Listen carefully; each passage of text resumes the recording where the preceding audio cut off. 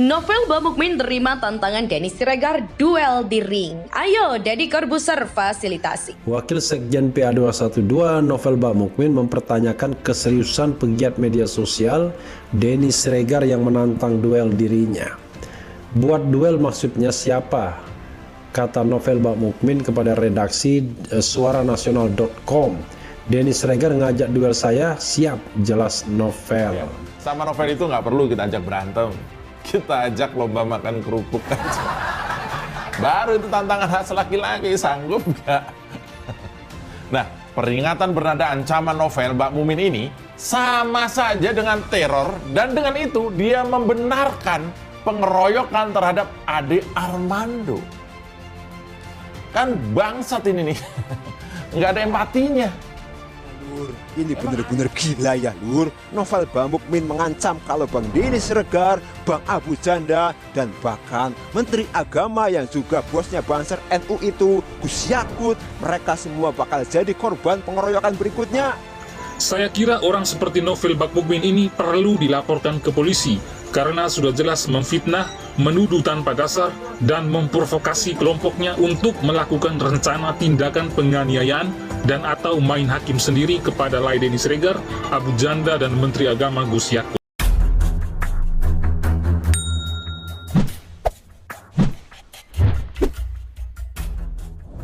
Meskipun Pilpres sudah usai sejak lama sekali, yakni sejak 2019 silam, dan Prabowo Sandi sudah masuk kabinet Jokowi, tapi kubu-kubuan antara kedua pendukung masih berlangsung. Hanya saja karena kelompok sebelah tidak lagi menjadi pendukung Prabowo pasca dia jadi Menteri Jokowi.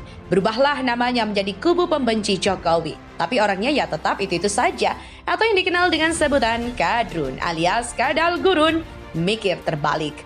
Perang antara kedua kubu ini, haters dan juga lovers Jokowi, sebenarnya terus terjadi tanpa henti siang dan malam, terutama di media sosial dan di media mainstream. Tapi bukan perang beneran seperti Rusia versus Ukraina ya, melainkan perang urat saraf atau perang adu opini. Kubu pro Jokowi diwakili oleh Denny Siregar, Eko Kuntadi, Guntur Romli, Ade Armando, Abu Janda, dan lain-lain. Sedangkan kubu yang kontra atau yang benci banget sama Jokowi itu diwakili oleh Novel Bamukmin, Slamet Ma'arif, Ahmad Sobri Lubis, Egy Sujana, Al-Katah, Yusuf Bartak, Haikal Hasan, Bernard Abdul Jabar, Gus Nur, dan lain-lain. Termasuk si Emmanuel Ebenezer yang sebelumnya relawan Jokowi, sekarang sudah ikut-ikutan kadrun ke kelompok sebelah. Nah, mungkin karena sudah bosan adu opini di medsos kali ya, tiba-tiba Denny Siregar nantangin Novel Bamukmin duel beneran. Kalau sama yang ini, Novel Bamukmin mau juga nih kalau duel di ring, ntar gua siapin ringnya gimana. Kalau setuju silahkan RT, kata Denny Siregar. Dan warganet yang setuju dengan ide Denny itu pun cukup banyak, yakni lebih dari 3.000 orang. Bahkan ada seorang netizen yang menyatakan siap memberikan hadiah 50 juta untuk pemenang. Hadiah dari saya pribadi selaku netizen untuk pemenang dari pertandingan resmi tinju amatir yang sah antara Denny Siregar dan Novel Bamukmin sebesar 50 juta, kata Valo Senadia 1. Kabar baiknya, tantangan Denny Siregar itu diterima oleh Novel Bamukmin. Sampai-sampai Habib Gadungan yang intoleran itu mengatakan memang dia selama ini sudah menunggu ajakan duel dari host Jokro TV itu. Masalah tantangan Denny Siregar saya emang sudah tunggu, ujarnya dengan nada berapi-api. Tak hanya itu, dia juga mengatakan Denny Siregar setan yang lolos dari belenggu di bulan puasa. Karena ternyata setan yang biasa dibelenggu di bulan Ramadan ada yang lolos ya. Salah satunya ini nih, Denny Siregar. Maka saya akan ladeni biar saya balikin untuk dibelenggu lagi, ujarnya. Supaya tidak terjadi seperti Carok di Madura, maka duel ini perlu difasilitasi. Dan supaya netral, ringnya jangan Denny Siregar yang siapkan ya, melainkan orang lain. Lantas siapa yang paling tepat untuk memfasilitasi duel seru menantang maut itu? Menurut hemat saya sih, yaitu Deddy Corbuzier. Kenapa dia? Karena sudah berpengalaman memfasilitasi duel di atas ring.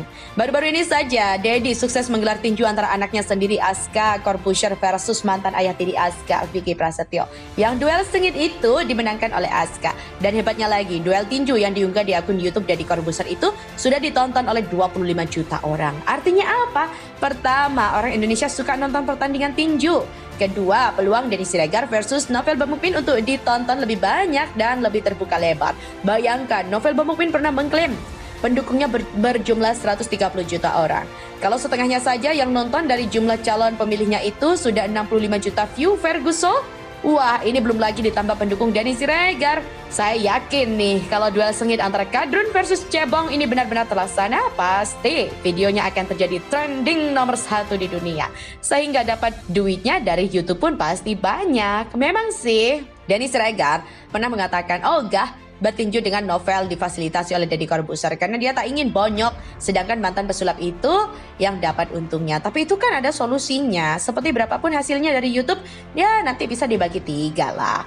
Plus juga ditayangkan di Cokro TV untuk tambahan penghasilan Denny Siregar. Jadi meskipun bonyok dikit, ya tetap untung alias nggak rugi. Yang hasilnya itu juga bisa lah dipakai Novel Bamukmin buat beli gigi palsu dan baju lebaran ya. Dengan demikian semua senang, semua menang. Termasuk masyarakat ikut-ikutan senang karena dapat hiburan gratis di bulan puasa. Topeng asli Novel Bamukmin saat komentari Ade Armando. Ade Armando disiksa dan dikeroyok hingga babak belur. Ini adalah berita yang sangat menggembirakan bagi kelompok sebelah.